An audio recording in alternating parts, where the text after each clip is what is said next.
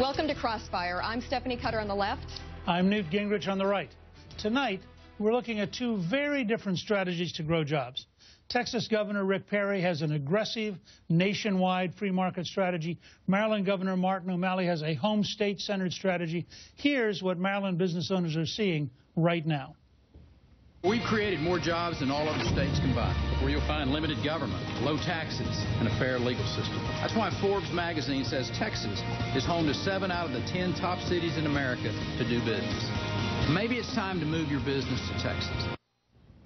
The governors of both states are in the crossfire tonight. Democrat Martin O'Malley of Maryland and Republican Rick Perry of Texas. Governor Perry, the first question to you.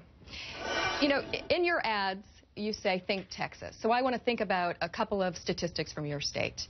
You have the highest number of uninsured, the highest number of minimum wage workers, one of the highest poverty rates, and none of that appears in your ads. And I'm curious why. Those are things that I think businesses would want to know. Yeah, I think it's really interesting that you want to cherry pick some numbers that are out there. You know, and we've never thought in the state of Texas that you judge success by the number of people that are on public assistance. And so we made the decision in the state of Texas that we don't want to force people to have to buy insurance. They have access to some of the finest health care in the world when you have the Texas Medical Center there, one of the largest medical establishments in the country. So the idea that we're going to make people buy insurance to be a part of Texas, we're about giving people freedom. Freedom to make decisions. When you see places or companies like Facebook, eBay, some of the Apple, which is soon to be one of the largest employers in the city of Austin. Caterpillar, every engine manufacturer in the United States is now in the state of Texas. When you see Toyota decided to build every pickup truck in America in the state of Texas, they didn't come there if they were worried about whether or not there was not going to be a skilled workforce, that the people were going to have health care. Minimum wage jobs. 95% of all the wages in Texas are above minimum wage. 95%. 1 out of 10 minimum wage workers in the country live in Texas.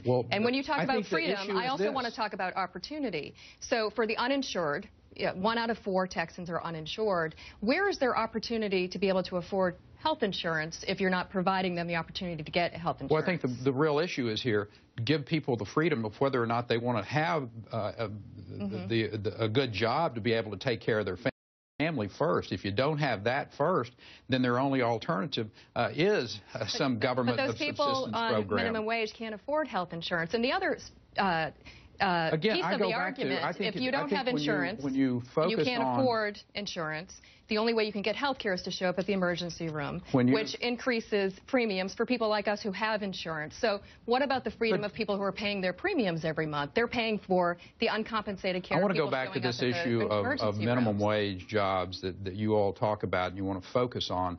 And it sounds to me like you'd rather have no job than a minimum wage job. Well, so let's talk about the number of jobs that are created in the state of Texas. 30% of all the jobs created in America were created in the state of Texas in the last 10 years. Some of those were minimum wage jobs. But if you know the statistics, 40% of individuals that have minimum wage jobs are out of it and moving up in the first year, 80% of them after the second year. So you have to have these minimum wage jobs to get people in the workforce, and then they work their way up. That's how it works. We also have the number of highest paid jobs that were created in America at that same period of time. Let me ask Governor O'Malley for a second. You wrote a very interesting piece the other day, sort of responding to Governor. No, this is a very interesting dialogue, I think.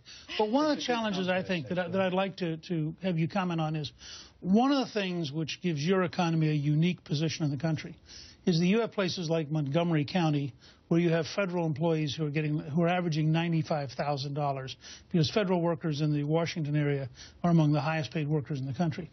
Doesn't that put you in a very different kind of box than any other state because of the sheer number of federal workers who are being paid by the whole country but who are able to live in 3 or 4 of your key counties? Well, we certainly have competitive strengths and we have competitive advantages, and we build on those. But 90% of our new job creation in Maryland has actually come from private sector jobs, albeit they are sectors like biotech, life science that want to be near NIH. They are IT and cyber that want to be near places like Fort Meade.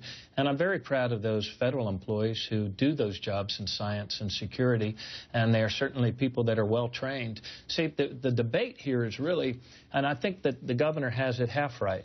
I mean, I think job creation is critically important, and there is no progress without a job.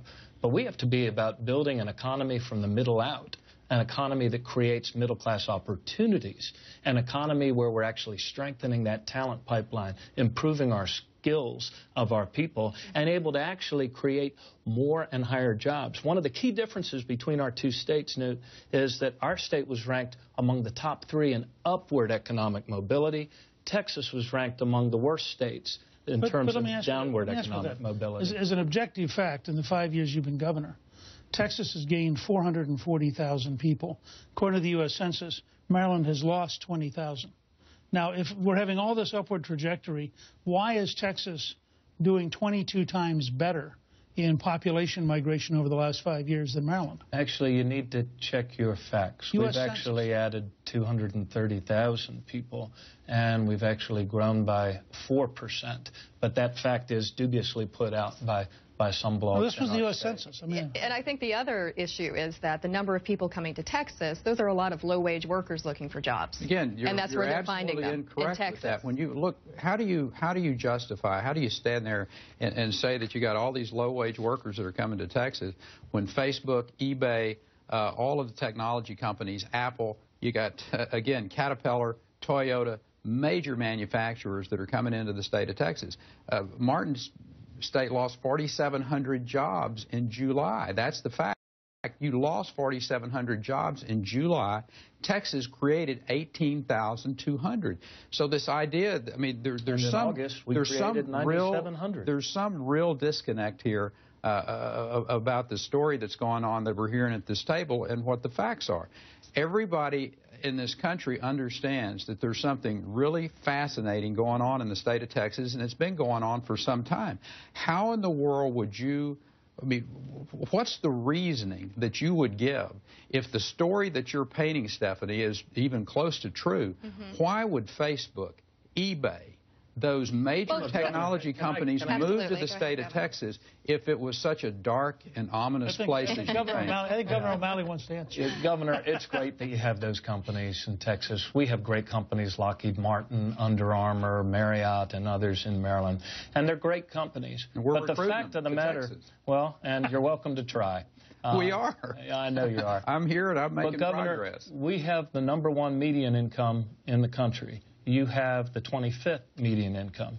Your state is tied for last place, along with Mississippi now, in the percentage of your people who work in minimum or less than minimum wage jobs. That's not an economy that is actually lifting up the middle class and expanding economic opportunity. We made college more affordable. You made college more expensive for working families. Your college is more expensive than the state of Texas tuition and cost. That's just the facts. Those We've are there. made our schools the #1 in America for 5 years in a row. You've had the greatest number of uninsured citizens for 5 years in a row. Trying to say that Texas and Maryland are the same or talking a lot like apples and oranges. No, they're very different. They truly are very different. You led the nation in the creation of government jobs from 2008 to 2012. Yes, you did. That's factual. Next door to Washington, D.C. is a pretty good draw. But at some point in time, this issue is really about who has the best idea about how to grow America, how to put Americans to work, and it's the private sector. I agree. 90% of our jobs have come from the private sector since the Bush recession hit. That's 90% of private sector. But your job growth has been abysmal compared to states like Texas. Actually, last year we led the region in rate of job growth. Led the region, but we're talking about America here. We had this dialogue earlier about low-paying jobs. And I want to ask from that perspective. The city of Baltimore, 1 out of every 4 people's in poverty. Wouldn't they actually be better off to have a job, even if it was a minimum wage job? Oh, absolutely. There's dignity in all work, and every job's important. And this year, we moved more of our citizens from welfare into work than at any time in the history of the Welfare to Work program. So that's very important. But what I'm trying to underscore here, Newt, is that there's a mix that's required. You not only have to be willing to cut your budget, you not only have to be willing to be fiscally responsible, we have a AAA bond rating, you also have to be willing to make the smart investments that actually improve the levels of education for your people, improve their skills. We have the third best